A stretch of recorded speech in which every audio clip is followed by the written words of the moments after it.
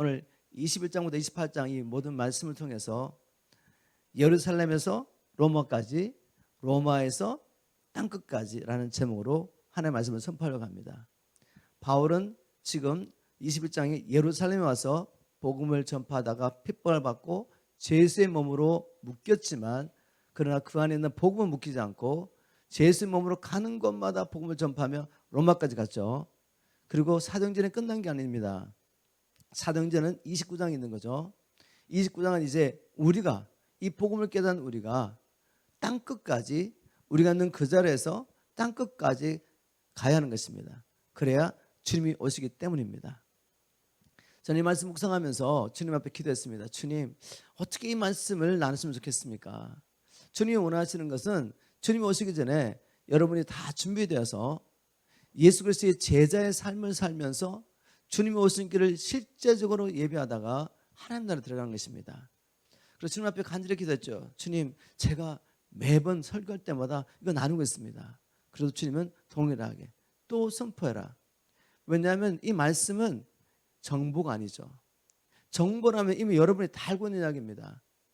이게 생명과 영으로 역사해서 여러분이 살아내야 하는 것입니다. 그러기 위해서는 주님, 이 말씀이 생명과 영으로 우리 성도들에게 전달될수록 주님이 도와주십시오. 저는 선포하겠습니다. 주님이 도와주십시오. 이렇게 묵상하면서 오늘 아침부터 기도하는데 갑자기 주님이 또 인트로덕션을 다 바꾸시는 거죠. 다 바꿨습니다.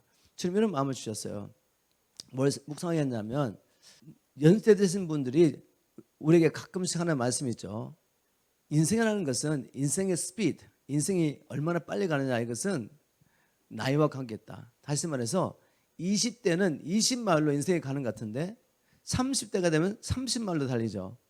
40대가 되면 40마일로 달립니다. 저는 처음에는 이게 무슨 말인지 몰랐는데 30대가 되고 나니까 40대가 조금 시간이 걸린 것 같아요. 근데 40대가 되고 나는데 50은 금방 가는 것 같더라고요. 근데 제가 엊그제 50을 시작한 것 같은데 원래 60이 됐습니다. 너무 빨리 가더라고요. 우리 선배님들에게 물어보니까 목사님 이제 60이 되시면 70은 금방 갑니다. 그렇게 말했습니다. 정말 인생이 이렇게 빨리 가는구나 알게 됐습니다. 여러분, 그 인생의 스피드를 느끼고 계십니까? 내 인생은 지나가게 됩니다. 우리가 이 땅에 들어올 때 영혼으로부터 제한되고 한정된 이 세상이라는 곳에 들어오게 되죠. 들어오게 될 때 뭐 가지고 오신 거 계십니까? 저 영혼에서 뭔가 가지고 오셨나요? 가지고 오지 않았죠? 이게 신비죠, 신비. 우리가 모태 잉태될 때 하나님이 그 몸 가운데 우리의 영혼을 심습니다. 우리는 이 땅에 올 때 아무것도 가지지 않고 빈손으로 왔죠. 이제 우리가 이 땅에서 뭘 하든지 언젠가는 이 땅을 떠나게 되죠. 영원히 살 사람은 없습니다. 그렇죠? 이 세상은 하늘과 땅, 이 세상, 우리가 보는 세상은 언젠가는 불에 녹아서 사라질 것입니다. 그리고 새하늘과 새 땅이 맞죠. 그전에라도 우리 모두는 이 세상을 떠날 시간이 옵니다. 그때 이 세상에 우리가 생명을 바쳐 땅의 것을 많이 구했다면 가져갈 게 아무것도 없는 것이죠. 왜냐하면 영원한 세상으로 들어갈 때는 땅에 있는 것들이 아무 의미가 없습니다. 그걸 가지고 들어갈 수 있는 사람은 아무도 없어요. 생명을 다 바쳐서 세상의 부귀영화를 구하며 살았다면 가져갈 게 아무것도 없습니다. 그러면 이 땅에 사는 동안에는 영혼을 준비할 수 없습니까? 있습니다. 영원한 것을 구하면 되죠. 여러분, 영원한 것이 무엇입니까? 성경을 보니까 무너지지 않는 영원한 나라가 있죠. 바로 하나님의 나라입니다. 영원한 것이 있습니다. 이 하나님 나라를 구하면 되죠. 이 하나님 나라 우리가 어떻게 구체적으로 구하죠? 하나님 나라와 함께 영원한 게 있습니다. 여러분, 하나님의 나라와 함께 영원한 게 뭐겠습니까? 하나님의 백성이죠. 구원받은 하나님의 백성 영원합니다. 이 비밀을 깨달았던 바울은 주님을 만나고 난 다음에 오직 한 가지를 구하죠. 하나님의 나라와 그 나라의 백성을 사단의 권세에서 하나님께로 돌아가게 하는 이 일에 생명을 바친 것입니다. 그래서 이제 바울은 자신이 이 세상을 떠날 때가 다 됐다는 것을 알았을 때 자기의 사랑하는 영적 자녀 디모데에게 이렇게 편지했습니다. 디모데후서 4장 7절 8절 내가 선한 싸움을 다 싸우고 믿음을 지켰으니 선한 싸움을 왜 싸웠습니까? 믿음 지키려고. 믿음으로 살기 위해서 선한 싸움을 싸웠던 것입니다. 그리고 이제는 이 달려갈 길을 다 달려온 것이죠.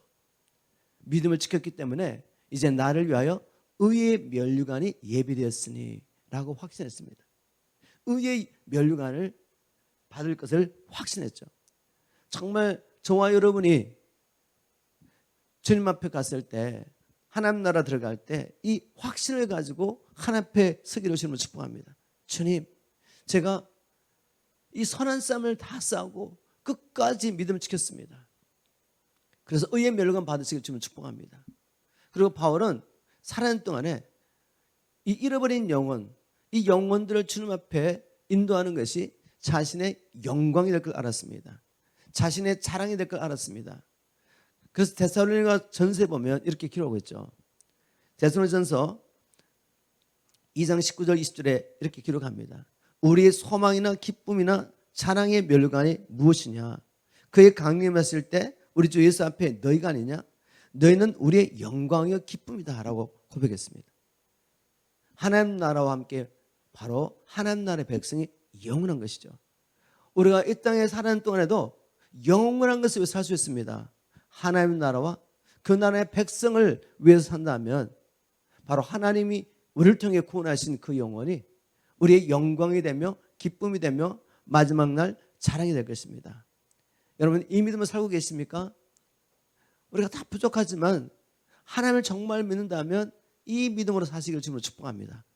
그러면서 오늘도 사도행전 21장부터 28장까지 바울이 환난과 핍박을 받으면서 또 죄수의 몸이 되었어도 거기에 주신 이 사명을 어떻게 감당하는지 살펴보겠습니다.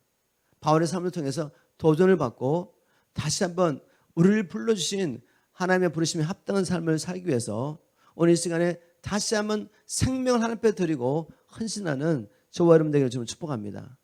첫 번째, 바울이 어떻게 그렇게 살 수 있었습니까? 예루살렘에서부터 로마까지 복음을 전하는 일을 할 수 있었습니까? 열쇠는 성령에 매였기 때문에. 사도행전 19장 21절 보겠습니다. 사도행전 19장 21절. 이 일이 있은 후에 바울이 마게도냐와 아가야를 거쳐 예루살렘에 가기로 작정하여 이르되 내가 거기 갔다가 또 로마도 보아야 하리라. 자, 19장 21절을 보니까 바울이 내가 예루살렘에 갔다가 거기서부터 시작해서 또 로마에 가서 복음을 전파해야 되겠다라고 마음을 먹었습니다. 자, 이 일이 어떻게 이루어졌는지 보겠습니다. 언제 이 마음을 정하게 됐는지, 이 일 있은 후라고 이제 21절에 나왔는데 어떤 일이 있은 후에 이렇게 마음을 먹었는지 보겠습니다. 그러면 이제 사도행전 19장을 살펴봐야죠. 사도행전 19장에 이렇게 기록했습니다. 9절 10절 보겠습니다. 바울이 그들을 떠나 제자를 따로 세우고 두란노 손에서 날마다 강론하여 이같이 2해 동안을 하며 아시아에 사는 자는 유대인이나 헬라인이나 다 주의 말씀을 듣더라. 20절에 보니까 또 이와 같이 주의 말씀이 힘에서 흥왕하여 세력을 얻으니라 라고 기록하고 난 다음에 이 일 후에 이렇게 기록했습니다. 그렇다면 바로 바울이 에베소에 가서 2년 동안 제자들을 모아서 하나님의 말씀을 부지런히 매일 가르친 거죠. 매일 하나님의 말씀을 가르쳤더니 바울을 통해서 복음을 받아들이고 예수의 제자로 복음이 준비된 자 일어나서 나가서 복음을 아시아에 전파했는데, 아시아에서는 유대인이나 헬라나 할 것 없이 모두 복음을 듣게 되는 논란이 일어났습니다. 말씀이 흥왕했다는 것은 부흥이 일어난 것이죠. 여러분, 부흥이 일어났으면 어떻게 됩니까? 우리 같으면 그 자리에 있으면서 섬겨야 되지 않겠습니까? 할 일이 얼마나 많겠습니까? 부흥이 일어났는데 그 자리를 떠나기로 마음먹습니다. 자, 일이 어떻게 된 일이죠? 사람의 생각이 아니죠. 하나님의 계획을 따라 바울아, 너 이제 에베소의 사역은 끝났다. 아니, 부흥이 일어났습니다. 주님, 여기서 지금 구원받은 영혼을 또 훈련하고 준비되지 않겠습니까? 우리 이렇게 생각할 수 있지 않습니까? 사역이 얼마나 열렸습니까 지금? 그런데 주님은 이렇게 말씀하시는 거죠. 아니, 이제는 네가 예루살렘에 가야 되겠다. 물론 이제 사도행전 19장에는 이렇게 구체적으로 성령이 하시는 말씀이 기록되어 있지 않지만 우리가 20장을 보겠습니다. 사도행전 20장 22절을 보니까 보라 이제 나는 성령에 매여 예루살렘에 가는데 거기서 무슨 일을 당할는지 알지 못하노라. 지금 바울이 예루살렘에 가는데 사설이 갑니까? 이제 여기서 나는 사역을 그만하고 떠나있구나 이렇게 생각한 게 아니라 여기서 지금 사역이 막 열리고 있는데 주님이 하나님의 이 영원한 계획을 따라 바울아 이제 네가 예루살렘에 갈 시간이 됐구나. 그래서 성령에 붙잡혀서 가는 것입니다.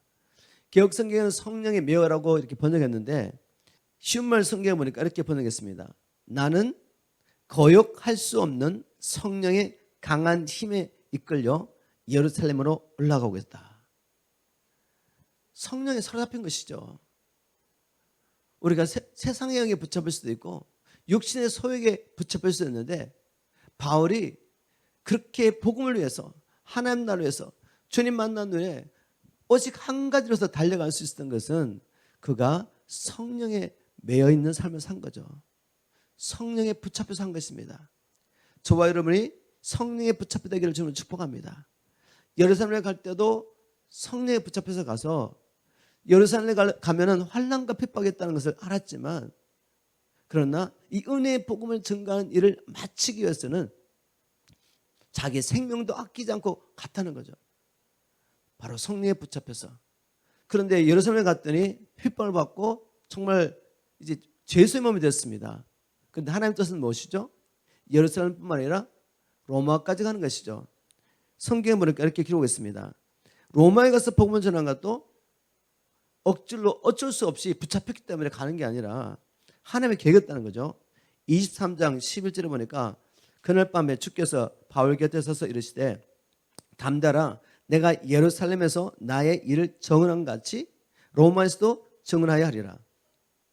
여러분 성경 연구해 보시면 그렇게 예루살렘에서 복음을 전파하고 믿었다는 사람을 우리가 확인할 수 없어요. 그런데 주님은 말씀하셨습니다. 그들이 듣든지 안 듣든지 주님은 정의를 세워서 선포하게 하시는 거죠. 그리고 이제는 하나님의 뜻을 따라 로마까지 가게 됩니다. 27장 23절 24절 이렇게 기록하죠. 내가 속한 바 곧 내가 섬기는 하나님의 사자가 어젯밤에 내게 서서 말하되 바울아 두려워하지 말라. 내가 가이사 앞에 서야 하겠고 로마에 갈 뿐만 아니라 그 당시에 로마 제국의 황제인 그 가이사 앞에 네가 나를 증거하게 될 것이다. 여러분 이 모든 일이 누구의 계획을 따라 이루어진 일입니까? 하나님이 창세전에 계획하신 구원의 경륜을 따라 바울은 하나님의 뜻을 이루어드립니다. 만일 사람의 생각으로 복음을 전했다면 이렇게까지 할 수가 없죠. 아마 에베소에 머물러서 계속 사역하는 게 맞았을 겁니다. 그런데 하나님은 그렇게 하지 않죠. 하나님의 계획이 계시기 때문에 듣든지 안 듣든지 복음을 선포하게 하며 예루살렘부터 로마까지 인도하시는 것입니다.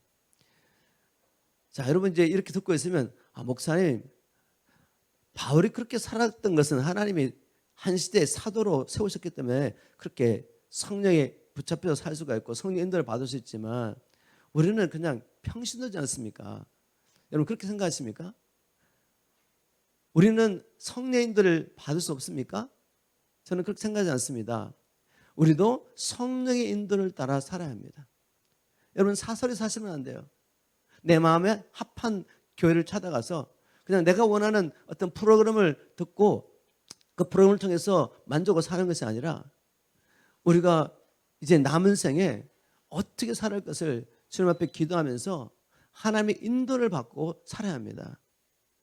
제가 제 간증을 나누면은 저는 1986년에 성경을 연구하다가 복음을 깨닫고 주님을 만나게 됐습니다. 뭐 그전부터 교회는 다녔지만 종교로 살다가 제가 성경을 읽고 연구하면서 하나님을 만나게 됐습니다. 그리고 1987년에 제가 돌이켜보니까 저를 만나주신 후에 이제는 사역을 할 수 있도록 주님께서 성령의 능력체를 주셨어요. 1987년에 찬양 인도하다가 성령이 임했습니다. 제가 돌아보니까 그걸 알게 됐죠. 그 증거로서 그때부터 입을 불려서 누구를 만난지 복음을 증거하게 하셨습니다. 그렇게 살다가 1991년에 제가 30세가 될 때 주님께서 저를 전임사역자 불러주셨습니다. 근데 저는 여전히 평신도였습니다. 그냥 한 장로교의 젊은 집사였죠. 이제 막 결혼한 젊은 집사. 근데 주님께서 저를 통해서 지금 이제 킹덤 오브 갓 미션으로 사용하고 있지만 킹덤 오브 갓 하나님 나라 선교에 모처럼 할 수 있는 아미 오브 갓 하나님의 군대 선교를 시작하게 하셨어요. 제게 마음에 감동을 주셨습니다. 이 마지막 때 복음을 위해서 하나님의 군대를 일으켜라. 마지막 추수와 마지막에 우리가 이제 큰 환난을 통과해서 하나님 나라 들어가게 될 텐데 하나님의 군대를 일으키라는 마음을 주시고 시작했죠. 여러분 평신도를 시작했습니다. 지금 제가 이런 간증을 나누는 것은 우리 모두를 향한 하나님 이렇게 놀라운 기회를 가지고 계시고 우리가 내 생각을 내려놓고 하나님의 음성에 귀를 기울이면 이렇게 하나님의 놀라운 일을 기억하고 계신다는 것을 알려드리기 원한 거죠. 1993년에 하나님 나라 선교를 시작해가지고 한 7년을 2세대를 붙들고 열심히 사역했습니다. 이제 7년 정도 하니까 어느 정도 이제 사역이 안정이 되죠.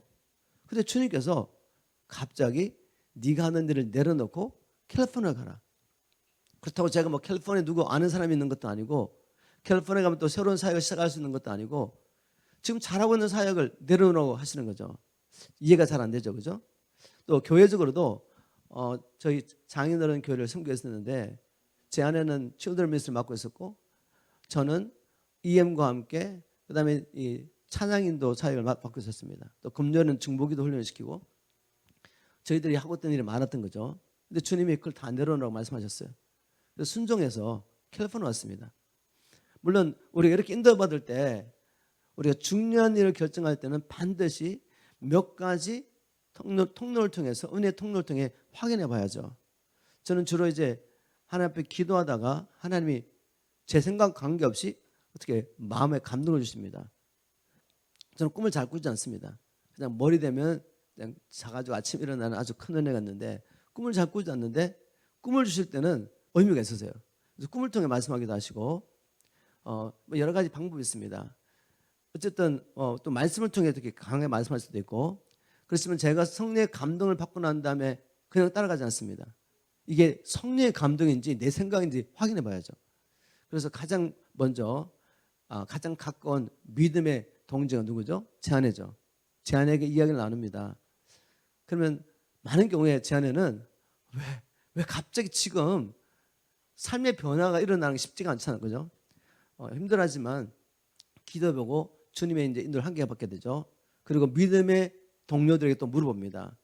그래서 이 하나님의 사람들을 통해 확인해보고 그 다음에 또 환경을 통해 확인해보죠. 처음에 아리조나에서 캘리포니아 할 때도 그렇게 봤습니다.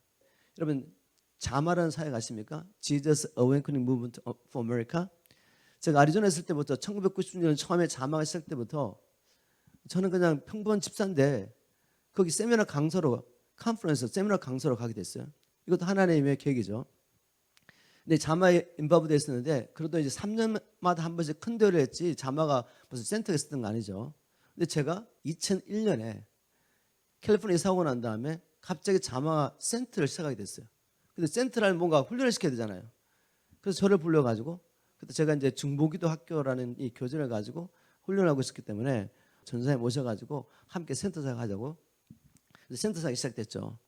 그러면서 제가 정말 이 전국을 다니면서 중보기자들 훈련을 시키고 중보기자 세미나를 하고 또 이제 큰 대회에서 중보기자를 준비해가지고 큰 대 기간 동안에 우리 컨퍼런스 할 때마다 2명씩 짝을 지어가지고 다 집어넣어가 기도를 시키고 이런 사역을 했습니다.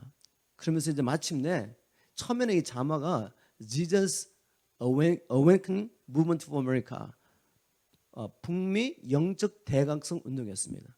근데 시간이 지나다 보니까 이제 All Nation으로 바뀌는 거죠. 그래서 America가 아니라 All Nation으로 자마 똑같지만 이제 All Nation으로 바뀌었습니다. 카나다 문이 열리고 호주 문이 열리고 근데 갑자기 주님께서 이제 너희 시간이 끝났다 내려놔라. 어떤 면에서는 제가 주님 이제 제가 그렇게 기도하는 All Nation이 열렸습니다. 근데 내려놓고 개척교를 하라는 거죠.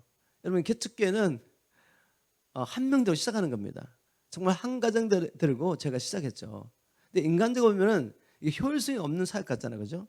이제는 열방을 열려가지고 열방을 다니면서 사역할 수 있는데 주님이 이제 가정교를 시작하라는 거죠. 그렇게 해가지고 또 한 10년을 제가 코로나에서 목회를 했는데 지금 돌이켜보면 그때 여러분 아시는 것처럼 코로나는 변방입니다. 코리안 커뮤니티가 별로 많이 없죠. 성도들이 다 이게 오렌지 카운티에서 리버사이드까지 다 이렇게 차 타고 들어오셨습니다. 근데 그곳에서 10년을 하면서 공동체 생활, 또 매일 밤에 기도하는 훈련, 또 40일 캠프, 여러분이 하는 지금 킹덤 파워 캠프, 그때는 파워링 캠프로 했지만, 그리고 여러 가지 사역을 훈련하게 하시며 교회 학교까지 다 하게 하셨습니다. 정말 하나님께서 한 10대까지 사역을 다 훈련시킨 것 같아요. 만약에 그 10년 동안에 저 변방에서 하나님 주신 마음을 따라 이렇게 사역을 자유롭게 하지 않았다면 지금 KOG 미션의 사역은 없는 거죠. 순종했기 때문에 그걸 경험하게 됐습니다. 이제 이게 단 줄 알았는데 또 갑자기 주님께서 이제 됐어. 다 내려놓고 순회사를 떠나겠습니다. 정말 이제 순회사기 정말 마지막인 줄 알았습니다. 저는. 이제는 본격적으로 열방의 일꾼들을 세우면서 메신저 일으키는 사역을 했죠.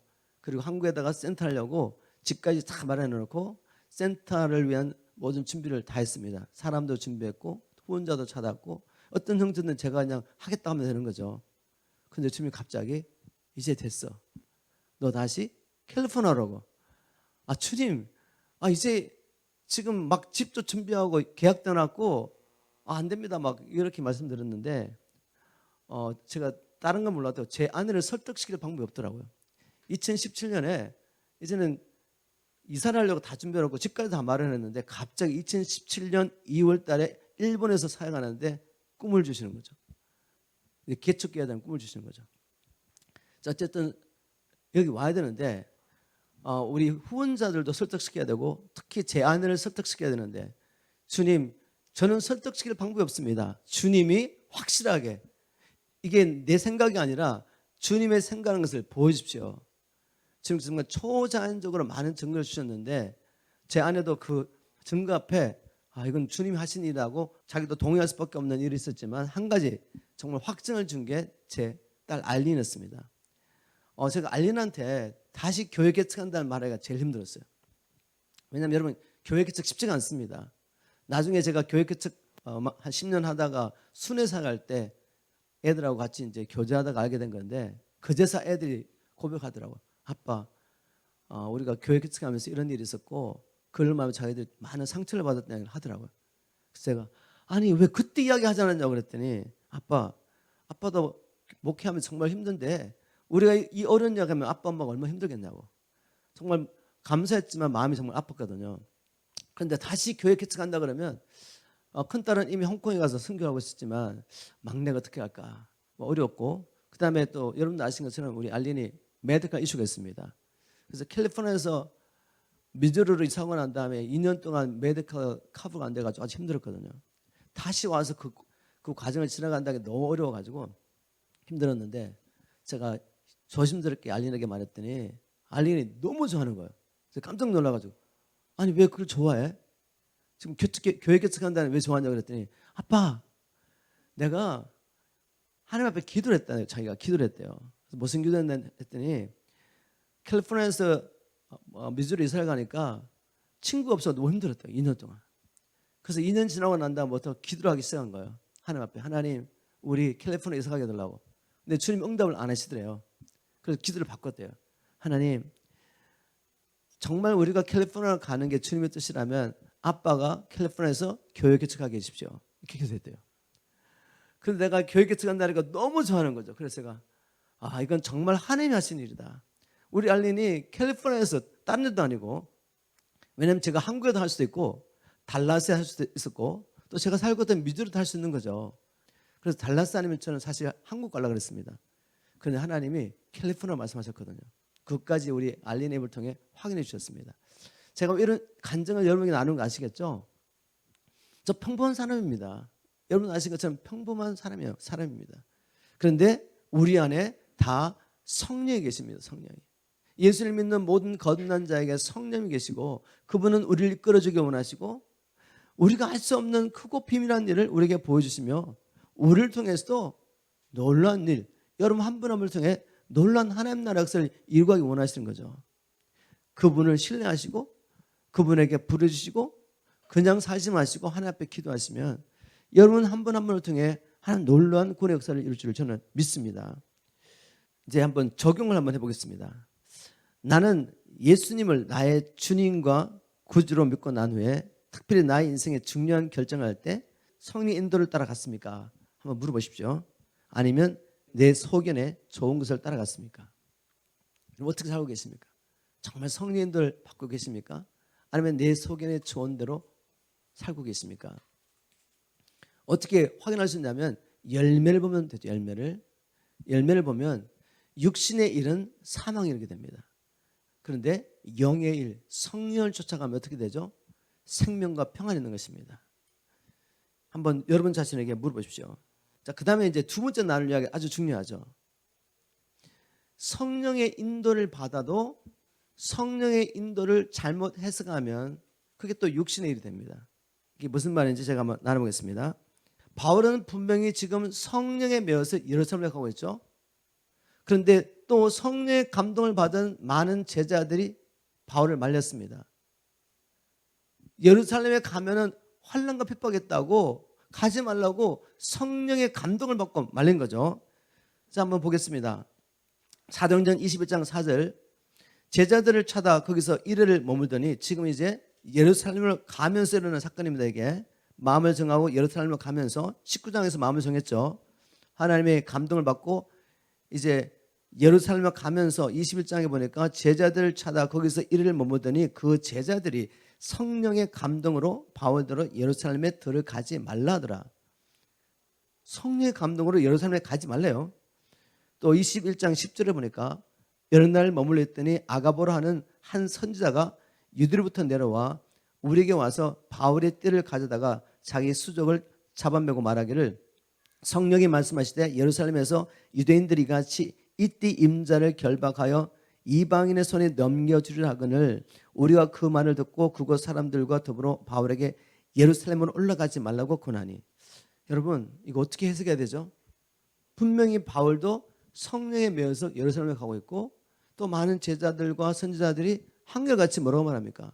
성령의 감동을 받고 예루살렘 가면 핍박 혼란이 있으니까 가지 말라고 붙잡고 있는 것이죠. 그러면 둘 중에 한 사람은 성령의 인도를 안 받은 겁니까? 아니요. 다 받았습니다. 성령의 감동을 다 받았어요. 그런데 문제가 뭔지 아십니까? 분명히 바울이 예루살렘에 가서 핍박과 환난을 받았고 죄수의 몸이 되어가지고 로마까지 간 것, 그 주님이 하신 일입니다. 열매 보면 알 수가 있죠. 그러면 바울이 맞고 다른 사람은 틀린 겁니까? 다른 사람은 성령의 인도를 받지 않고 미혹하는 영향을 받았습니까? 아닙니다. 저는 분명히 이분들이 성령의 인도를 받았습니다. 성령의 감동을 받은 거죠. 인도를 받았다기보다는 성령께서 보여주신 것이죠. 그런데 문제가 무엇입니까? 하나님께서 보여주신 것을 인간적인 생각으로 해석한 것입니다. 마귀가 가지고 있는 아주 교묘한 미혹이죠. 잘 들어보세요. 성령의 감동을 받을 수 있습니다. 또 예언의 영이 있는 분들이 하나님의 음성을 듣고 하나님께서 보여준 걸 볼 수가 있죠. 그런데 문제가 뭐죠? 그걸 자기 생각대로 해석하고 적용하는 게 문제죠. 제가 코로나에서 사역하면서 제일 힘들었던 게 뭔가 하면 우리가 이제 매일 밤에 이렇게 기도를 하다 보니까 어떤 영의 역사가 굉장히 많이 나타났습니다. 분명히 성령 역사가 있죠. 그런데 그 가운데 뭐가 있는지 알면 물론 어둠의 역사도 있습니다. 그런데 또 은사를 받은 사람들이 막 모이기 시작했습니다.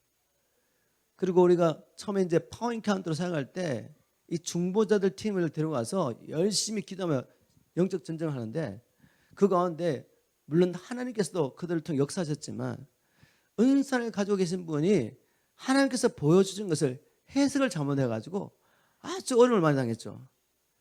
정말 너무 힘들었습니다. 중요한 건 제가 포인트는 뭔가 하면 그분들이 다 은사를 받은 자죠. 그런데 하나님의 감동을 해석을 잘못한 것입니다. 그래서 결과적으로는 육신의 일을 하게 된 거죠. 그래서 어려움이 있었습니다. 자, 우리가 성경적 이걸 제가 한번 보여드리겠습니다. 예수님께서 가이사랴 빌립보에 갔을 때 제자들에게 묻죠. 너희들은 나를 누구로 하느냐? 그럴 때 베드로가 성령의 감동을 받습니다. 주는 그러셨시오 살아계신 하나님의 아들이십니다.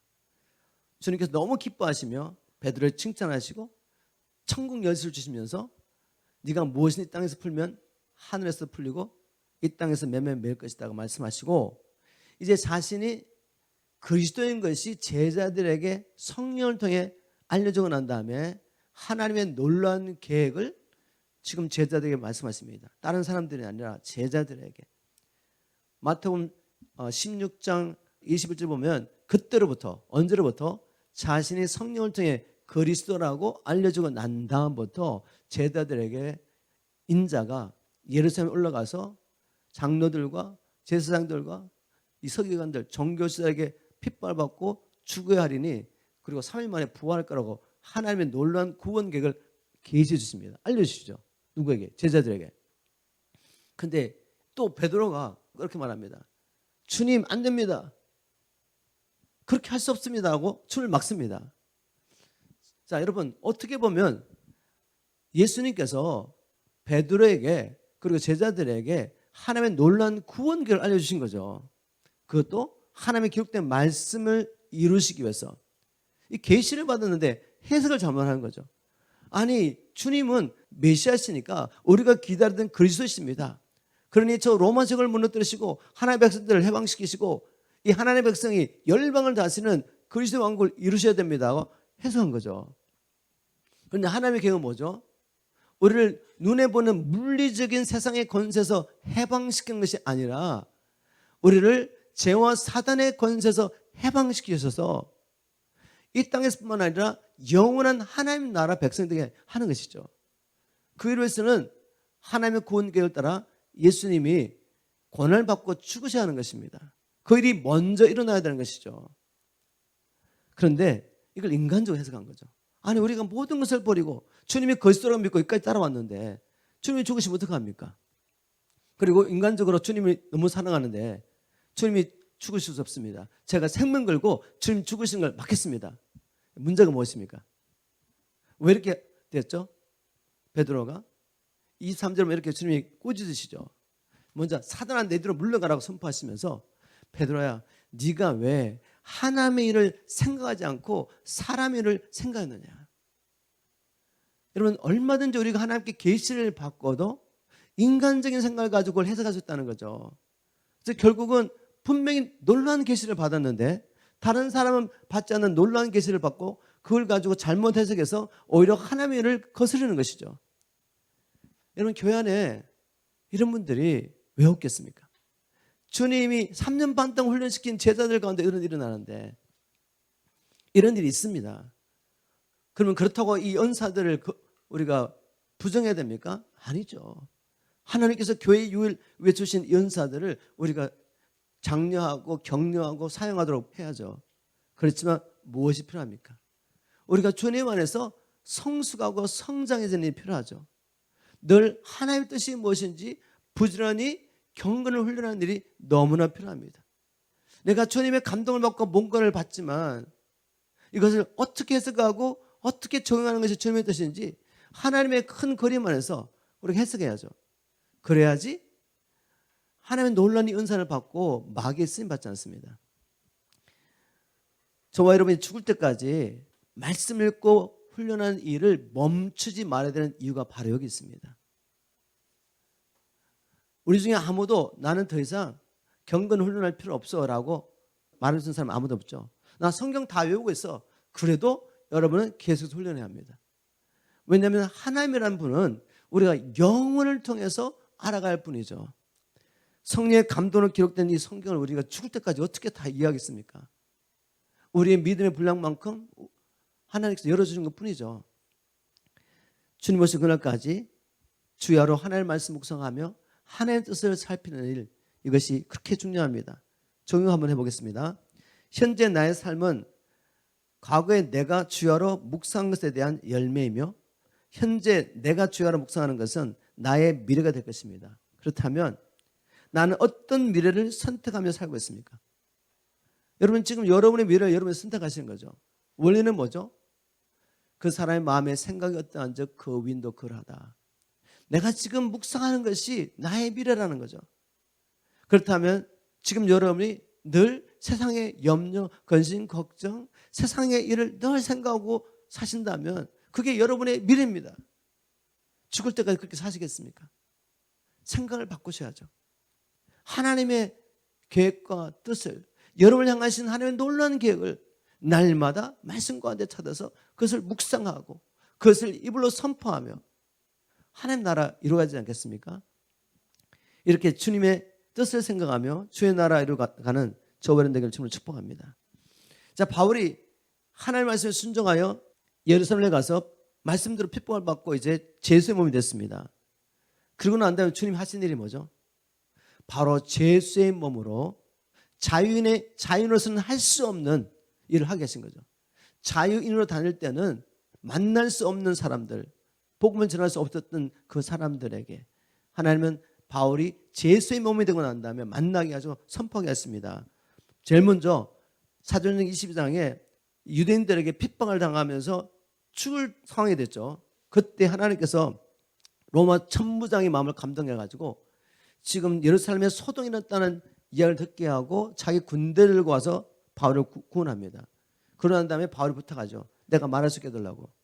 그래서 이 천부장과 군사들과 거기에 모이는 예루살렘 사람들, 자기를 지금 핍박하고 죽이려고 하는 그 사람들에게 예수가 그리스도라고 선포하게 합니다.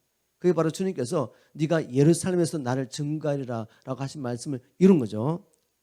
그리고 이제 이 신문을 받으면서 또 나중에 대제사장과 공회원 앞에 서가지고 예수가 그리스도인 것을 담대히 선포합니다. 또 이 총독 벨릭스와 그 당시에 또 로마 관원들 대제사장 아나니아와 장로들 앞에서 예수가 그리스도라고 선포하죠. 나중에는 총독이 바뀝니다. 베스도와 또 아그리빠 왕과 군대 지휘관들과 또 도시 유지들이 다 모인 앞에서 복음을 선포하게 하시죠. 이제 제수의 몸으로 로마로 가면서 배에 276명입니까? 276명의 선원들과 로마 군인들과 또 백부장 그 앞에서 그의 또 삶을 통해서 그 긴 시간 동안 여행하는 동안에 계속 복음을 전파하게 하시죠. 또 배가 이제 표류하게 돼가지고 몰타 스미라는 곳에 가게 되는데 그곳 주민들에게 또 복음을 전파합니다.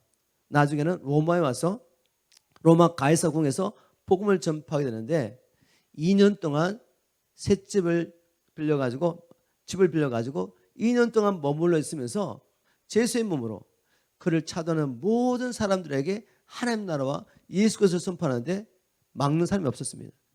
제수의 몸인데 복음은 자유롭게 선포하셨던 거죠. 이 기간 동안에 더 가장 놀란 하나님 하신 일은 뭔가 하면 바로 우리가 알고 있는 옥중서신을 기록하게 하신 것이죠. 에베소서, 빌립보서, 골로새서, 빌레몬서 우리가 잘 아는 이 옥중서신을 기록하게 하셔가지고 수천 년 동안 지금까지 바울이 깨달았던 그 복음을 우리가 듣게 됐습니다. 이게 하나님이 하신 일이 아니고 무엇이겠습니까? 하나님의 지혜죠. 우리 생각대로 바울이 자기 생각대로 복음을 전했다면 아마 에베소에 머물러 있을지도 모릅니다. 그리고 그 시대에 복음 전하고 끝날 수 있어요. 그것도 아주 귀한 일이지만 그렇게 하지 않았다는 거죠. 지금 우리가 보기에 효과적인 것 같은데 그것을 내려놓게 하는 것입니다.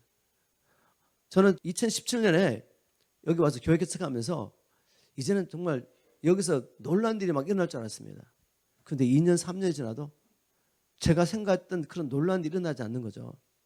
그래서 제가 생각하기에 주님 이거 효과적이지 않습니다라고 생각했습니다.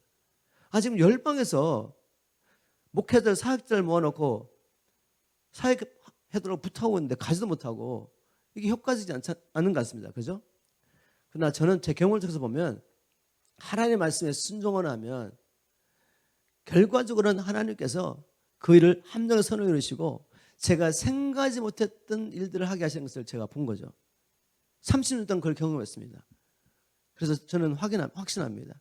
지금 제가 여기서 묶여는 같지만 하나님은 뭔가 놀라운 일을 하시고 있는 것입니다. 여러분 저뿐만 아니라 여러분 그 확신 가운데서 하나님이 하시고자 하시는 일이 뭔지 한번 물어보시고 함께 이 PMC를 통해 주의 나라를 주님을 축복합니다. 우리가 그럼 어떻게 바울처럼 살 수 있습니까? 바울이 이렇게 살 수 있었던 것은 주님 안에서의 그 정체성이 흔들리지 않았습니다. 굉장히 중요하죠. 우리는 생각으로 사는 거죠. 내가 누구냐는 정체성. 다른 말로 하면 내가 왜 땅에 존재하게 됐는지 인생의 목적이 분명하지 않으면 이렇게 살 수가 없습니다. 바울이 기록한 서신서에 보면 알 수가 있죠. 에베소서 1장 3절부터 6절까지 제가 한번 선포하겠습니다. 찬송하리로다.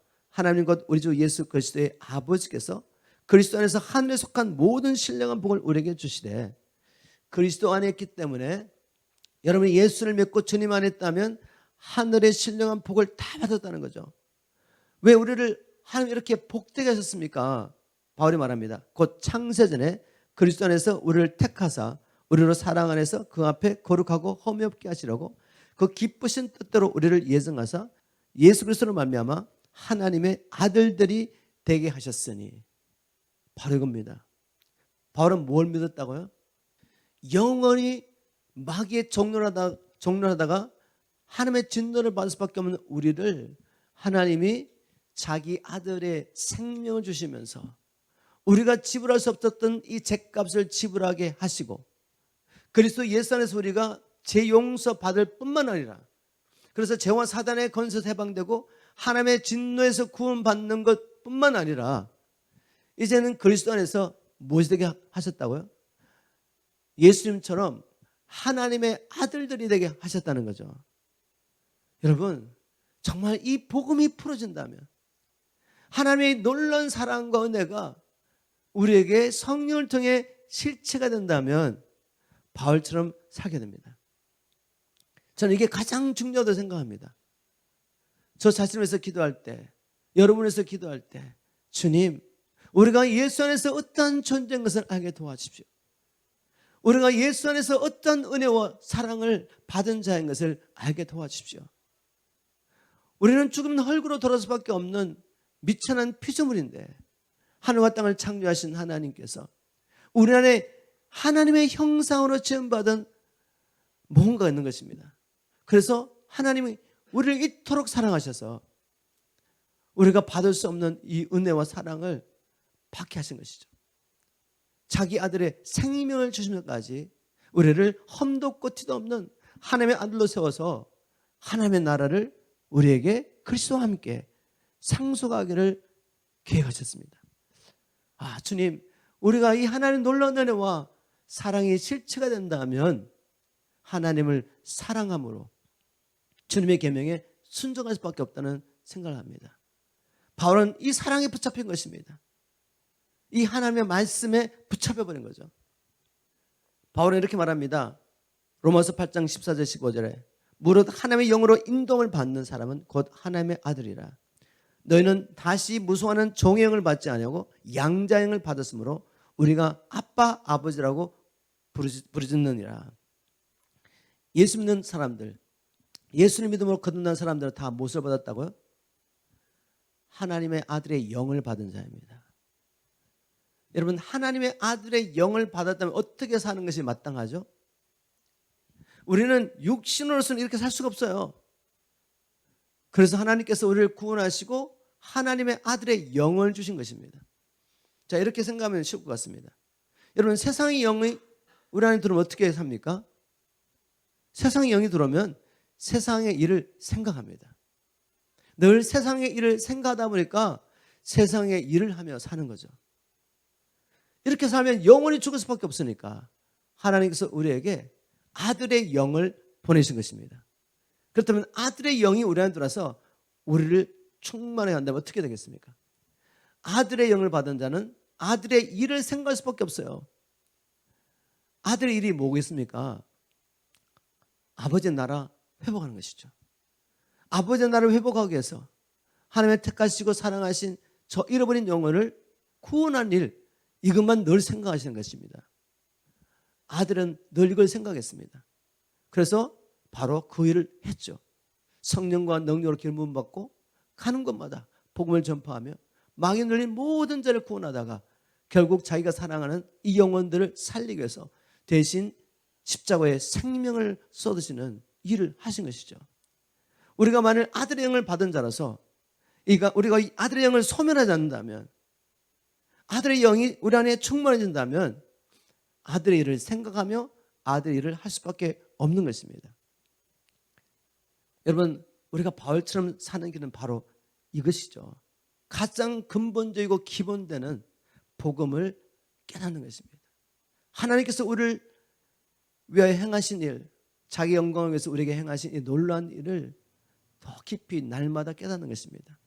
그리고 이 은혜와 이 사랑에 붙잡힌다면, 이 하나님의 복음에 붙잡힌다면 우리도 바울처럼 살게 될 것입니다. 그리고 바울은 또 깨달았습니다. 뭘 깨달았냐면 이 일을 위해서는 날마다 끊임없이 우리가 의지를 가지고 뭘 생각해야 된다? 무엇을 구해야 된다? 위의 것을 구하고 위의 것을 생각해야 되는 것을 알았습니다. 이 영적 원리죠. 한 번 하나님의 은혜를 받고 성령을 받았다고 해서 끝나는 게 아니에요. 골로새 3장 1절 2절을 보겠습니다. 1장부터 2장까지는 바울이 복음을 선포했죠. 그리고 이제 3장부터 4장까지는 복음을 받은 우리가 어떻게 살아야 되느냐라고 가르쳐주면서, 그러므로 너희가 그리스도와 함께 다시 살리심을 받았으면 위의 것을 찾으라. 거기는 그리스도께서 하나님 우편에 앉아 계시느니라. 위의 것을 생각하고 땅의 것을 생각하지 말라. 이것입니다, 여러분. 구원받고 성령 받았다고 끝나는 것이 아니라 언제든지 마귀는 이 세상의 영을 우리 안에 집어넣으려고 하기 때문에 우리가 의지를 가지고 뭘 해야 된다? 의지를 가지고 위의 것을 구해야 합니다. 땅의 것이 아니라 먹고 사는 일, 세상에서 뭔가 누리겠다고, 부귀영화를 누리겠다고 그게 매여 살면 안 된단 말입니다, 여러분. 의지를 가지고 하나님 나라 구해야죠. 이 땅에서 안일하고 평안한 삶을 구하시면 인생 허비하는 것이죠. 하나님의 나라를 생각하고 그것을 날마다 구하는 것입니다. 왜냐하면 우리는 생각으로 살기 때문에. 제가 왜 여러분에게 함께 말씀을 나눕시다. 그리고 큐티 본문을 함께 우리가 나누면서 또 이 말씀을 우리가 묵상하는 말씀을 함께 나누면서 여러분 우리가 매일 보는 이 말씀이 열어져서 이 말씀이 충만하기를 원하는지 아시겠습니까? 우리 교회 문턱이 높다고 말하죠. 제가 늘 이렇게 살아야 된다고 말하니까 누구를 위해서요? 먼저는 하나님의 영광을 위해서.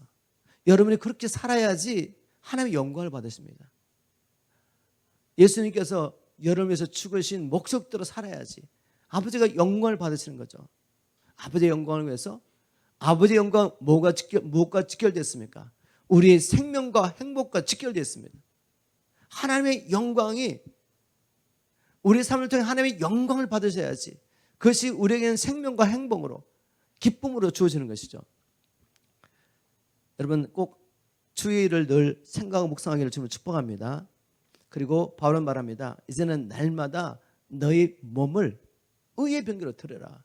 그래야지 죄가 너를 주관하지 못할 것이다. 여러분 법적으로는 우리가 죄와 사단의 권세에서 벗어났습니다. 그러나 이것을 경험하는 것은 또 별개의 문제죠. 법적으로는 해방됐는데 내가 의지를 가지고 내 몸을 하나님께 드리지 않고 죄의 종으로 다시 덜 수 있습니다. 불신자는 선택의 여지가 없이 늘 죄와 사단의 권세로 살죠. 그러나 예수 안에서 거듭난 우리는 이제는 의지를 가지고 하나님을 사랑하며 그분의 말씀에 순종하며 살 수도 있고 아니면 또 여전히 내 육신의 정욕을 따라 살면서 세상의 것들을 추구할 수 있습니다. 선택하셔야 돼요. 날마다 의지를 가지고 날마다 경건을 훈련하시는 겁니다. 영적 훈련에 게으르지 않는 거죠. 말씀 읽고 묵상하고 말씀 붙잡고 기도하고 기도 모임에 함께 참여하고 교회에서 함께 하나님의 말씀을 연구하고 나눌 때 함께 참여하는 거죠. 그리고 함께 복음을 전하고 우리가 세상에 나가서 열심히 일을 하지만 먹고 살기 위해서 일하는 것이 아니라 하나님께서 내게 맡겨주신 이 영적 공동체, 여러분의 가정부터 시작해서 이 공동체를 섬기고 또 이 물질을 가지고 영혼들을 구원하기 위해서 그렇게 열심히 일하는 것입니다. 열심히 일하지 목적이 다른 거죠. 우리가 날마다 의지를 가지고 주님께 우리의 삶을 드려야 합니다. 마지막 한 가지는 뭐죠? 영적 공동체 너무 중요하다. 우리 계신 사명을 끝까지 감당하고 주님 앞에 서기 위해서는 함께할 영적 공동체 너무 중요하다.